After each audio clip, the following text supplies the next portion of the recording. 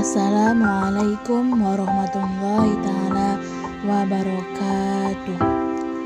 Perkenalkan, kami dari kelompok 2. Di sini kami akan mempresentasikan hasil dari makalah kami yang berjudulkan Hakikat Berbicara di Kelas Tinggi. Sebelum kami mempresentasikan hasil dari makalah kami, alangkah baiknya kami memperkenalkan diri kami terlebih dahulu. Yang mana pepatah mengatakan tak sayang maka tak kenal maka tak sayang. Nah, perkenalkan, nama saya Cuk Nasrina Mutia. Saya sebagai pemateri pertama dan dilanjutkan oleh rekan saya Habibah Aini Lubis sebagai pemateri kedua dan dilanjutkan lagi oleh rekan saya Ayu Amalia sebagai pemateri ketiga. Nah, di sini saya akan membahas tentang hakikat berbicara. Berbicara adalah kemampuan mengucapkan bunyi-bunyi artikulasi atau kata-kata untuk mengekspresikan, menyatakan, serta menyampaikan pikiran, gagasan, dan perasaan.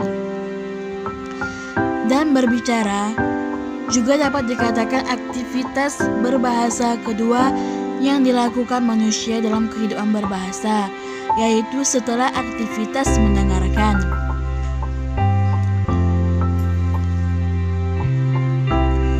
Dan berbicara juga dapat dikatakan suatu keterampilan menyatakan pesan melalui bahasa lisan.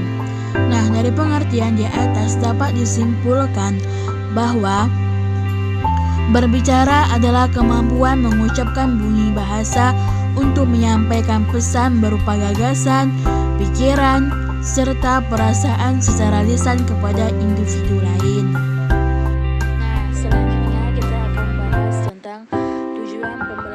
Berbicara di kelas tinggi. Adapun tujuan pembelajaran berbicara di kelas tinggi itu ada 5 pokok. Yang pertama itu untuk memupuk keberanian para siswa. Yang kedua untuk menceritakan pengetahuan dan wawasan siswa. Yang ketiga itu untuk melatih siswa menolak pendapat dari orang lain.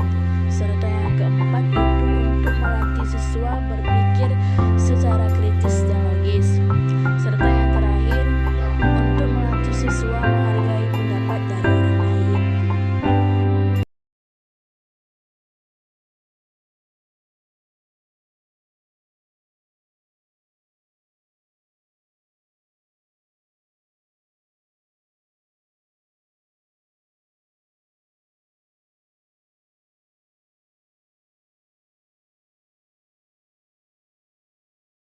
Saya Habibah Aini Lubis sebagai pemateri kedua. Kali ini saya akan menjelaskan tentang jenis-jenis berbicara di kelas tinggi. Jenis yang pertama yaitu berbicara berdasarkan situasi pembicaraan. Aktivitas berbicara terjadi dalam suasana, situasi, dan lingkungan tertentu. Situasi dan lingkungan itu dapat bersifat formal atau resmi, mungkin pula bersifat informal atau tidak resmi. Jenis kegiatan berbicara informal contohnya itu menyampaikan berita, menyampaikan pengumuman, bertelepon, atau memberi petunjuk. Jenis kegiatan berbicara formal yaitu ceramah, interview, prosedur parlementer, dan bercerita. Jenis yang kedua yaitu berbicara berdasarkan tujuan pembicaraan. 1. Akhir pembicaraan. Pembicara menginginkan respon dari pendengar. Pada umumnya tujuan berbicara adalah untuk menghibur, menginformasikan, menstimulasi, atau meyakinkan atau menggerakkan pendengar. Kedua, berbicara menghibur. Biasanya suasananya santai, rileks, dan kocak. Pembicara berusaha membuat pendengarnya senang, gembira, dan bersukaria. Ketiga, berbicara menginformasi, yaitu pembicara berusaha berbicara jelas, sistematis, dan tepat isinya agar informasi benar-benar terjaga keakuratannya. 4. Berbicara menstimulasi. Pembicara berusaha membangkitkan semangat pendengarnya sehingga pendengar itu lebih bekerja tekun, berbuat lebih baik, bertingkah lebih sopan, belajar lebih berkesinambungan. 5. Berbicara meyakinkan. Pembicara berusaha mengubah sikap pendengarnya dari tidak setuju menjadi setuju, yang tidak simpati menjadi simpati. Pembicara harus melandaskan pembicaraannya kepada argumentasi dan nalar logis, masuk akal, dan dapat bertanggung jawab dari segala. Keenam, berbicara menggerakkan. juga menuntut keseriusan baik dari segi pembicara maupun dari segi pendengarnya. Pembicara dalam berbicara mendengarkan haruslah berwibawa. Sekian materi dari saya dan akan dilanjutkan oleh teman saya Ayu. Saya Ayu Amalia, pemateri ketiga akan menjelaskan tentang perbedaan berbicara di kelas tinggi dan berbicara di kelas rendah. Yang pertama, pembelajaran berbicara di kelas rendah.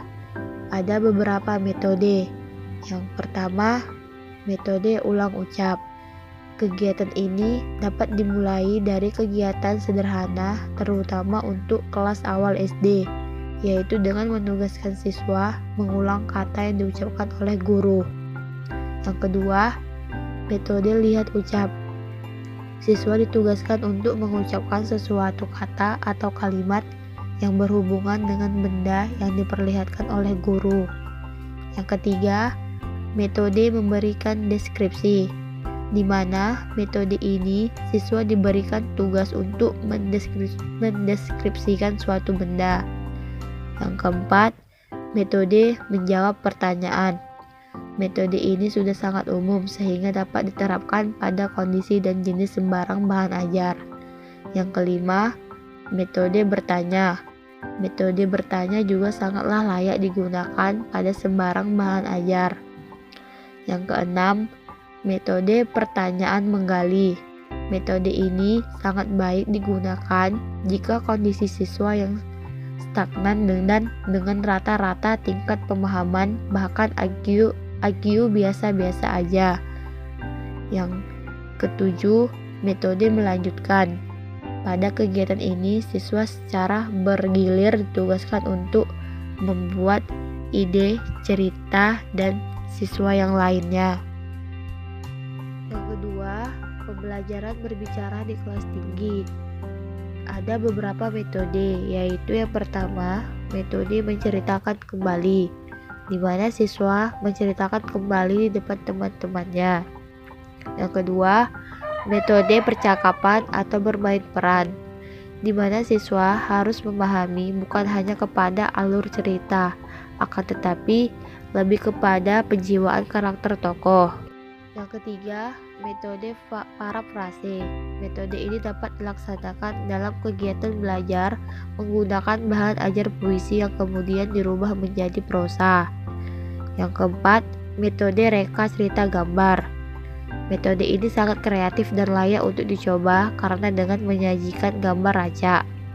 Yang kelima, metode memberi petunjuk. Metode ini layak juga untuk dicoba terutama untuk mempelajari bahan ajar tentang denah. Yang keenam, metode pelaporan.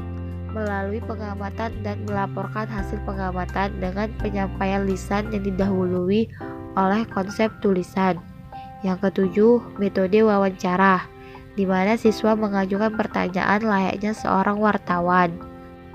Yang kedelapan, metode diskusi. Kegiatan ini adalah proses interaksi tingkat tertinggi yang merangsang daya pikir, logika, kritis, dan santun. Yang kesembilan, metode bertelepon.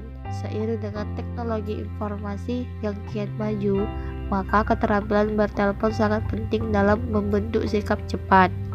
Dan yang terakhir, yang ke-10, metode dramatisasi. Metode ini adalah kelanjutan dari kegiatan bermain peran yang dilengkapi dengan tema dan yang lainnya. Selanjutnya, ada penjelasan tentang asesmen yang tepat pada keterampilan berbicara. Ada 5 faktor yang mengevaluasi keterampilan berbicara. Yang pertama, apakah bunyi-bunyi tersendiri atau vokal konsonan diucapkan dengan tepat? Yang kedua, apakah pola-pola intonasi, naik dan turunnya suara, serta rekaman suku kata memuaskan? Yang ketiga, apakah ketepatan ucapan mencerminkan bahwa sang pembicara tanpa referensi internal memahami bahasa yang digunakan? Yang keempat, apakah kata-kata yang diucapkan itu dalam bentuk dan urutan yang tepat? Dan yang kelima, sejauh manakah kewajaran dan kelancaran ataupun kenativspeakeran yang tercermin bila seseorang berbicara? Dan materinya. Lebih dan kurang kami memohon maaf. Kami dari kelompok 2 mengucapkan wassalamualaikum warahmatullahi wabarakatuh.